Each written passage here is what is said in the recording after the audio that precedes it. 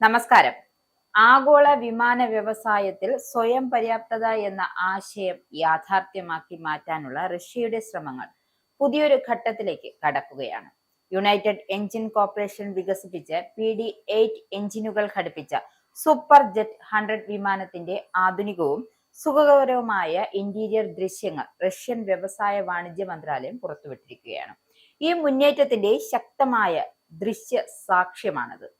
ഇതുവരെ പൊതുജനങ്ങൾക്ക് മുന്നിൽ അവതരിപ്പിക്കപ്പെടാത്ത ഈ ക്യാബിൻ ഡിസൈൻ റഷ്യൻ സിവിൽ വിമാന നിർമ്മാണം ഗുണനിലവാരത്തിലും സാങ്കേതികതയിലും ഒരു പുതിയ തലത്തിലേക്ക് എത്തിയിരിക്കുകയാണ്.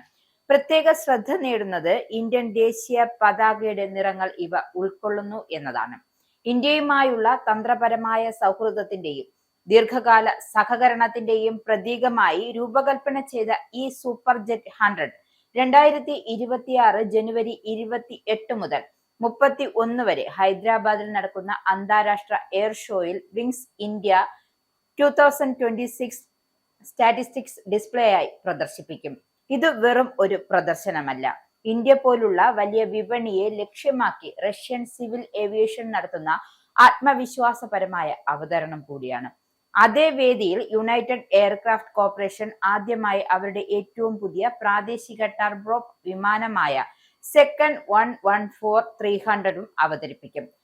റോസ്റ്റെക്കിന്റെ നേതൃത്വത്തിൽ വികസിപ്പിച്ച ഈ വിമാനം ഫ്ലൈറ്റ് പ്രോഗ്രാമിൽ പങ്കെടുക്കും എന്നതാണ് ശ്രദ്ധേയം.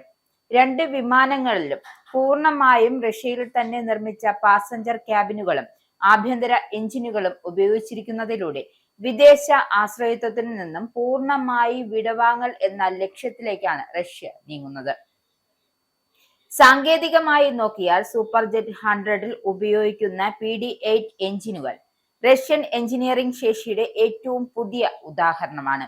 മാർച്ച് 17-ന് ഈ എഞ്ചിൻ ഉപയോഗിച്ച് വിമാനം ആദ്യ പറക്കൽ പൂർത്തിയാക്കിയതോടെ ഇൻ ഫ്ലൈറ്റ് പരീക്ഷണ ഘട്ടത്തിലേക്കാണ് പദ്ധതി കടന്നത്. 2026-ൽ പൂർണ്ണമായും ഇറക്കുമതി സബ്സ്റ്റിറ്റ്യൂട്ട് ചെയ്ത 12 സൂപ്പർ ജെറ്റ് 100 വിമാനങ്ങൾ വിതരണം ചെയ്യുമെന്നും റോസ്റ്റെക് CEO വ്യക്തമാക്കുന്നുണ്ട്. റഷ്യൻ സിവിൽ ഏവിയേഷന്റെ ആത്മവിശ്വാസം ഇതിലൂടെ പ്രകടമാകുന്നത്. സെക്കൻഡ് 114-300 എന്ന ടർബോപ്രോപ്പ് വിമാനം ആഭ്യന്തര റൂട്ടുകളിൽ ഇപ്പോഴും സേവനത്തിലുള്ള പഴയ AN-24 വിമാനങ്ങളെ മാറ്റി സ്ഥാപിക്കാനുള്ള ദൗത്യമാണ് വഹിക്കുന്നത്. അതോടൊപ്പം ADR-72 ബോംബേഡിയർ-8 പോലുള്ള വിദേശ വിമാനങ്ങൾക്ക് ശക്തമായ ഒരു ബദലായി മാറുവാനും ഈ മോഡലിന് കഴിയും. TB7117ST-01 എഞ്ചിനുകളാണ് ഇതിൽ ഉപയോഗിച്ചിരിക്കുന്നത്. പരീക്ഷണങ്ങളുടെ അവസാന ഘട്ടത്തിലെത്തിയതായും റഷ്യയുടെ വ്യവസായ വാണിജ്യ മന്ത്രാലയം വ്യക്തമാക്കുന്നു. റെഗുലേറ്ററി അനുമതി പൂർത്തിയാക്കിയാൽ 2026-ൽ ആദ്യത്തെ 3 പാസഞ്ചർ സെക്കൻഡ് 114-300 വിമാനങ്ങൾ വിതരണം ചെയ്യപ്പെടും. റോസ്റ്റെക്കിന്റെ വിലയിരുത്തൽ അനുസരിച്ച് ഏഷ്യൻ മേഖലയിൽ, പ്രത്യേകിച്ച് ഇന്ത്യയിൽ റഷ്യൻ സിവിൽ വിമാനങ്ങൾക്ക് വലിയ സാധ്യതകളുണ്ട്.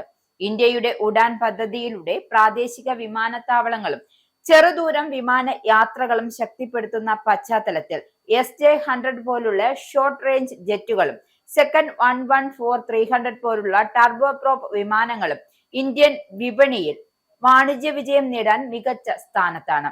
മേക്ക് ഇൻ ഇന്ത്യ പോലുള്ള സംരംഭവുമായി സാങ്കേതിക സഹകരണം വികസിപ്പിക്കാൻ റഷ്യ ഇതിനകം തയ്യാറാണെന്ന സന്ദേശവും ഇതിലൂടെ ശക്തമായി ഉയരുന്നുണ്ട്.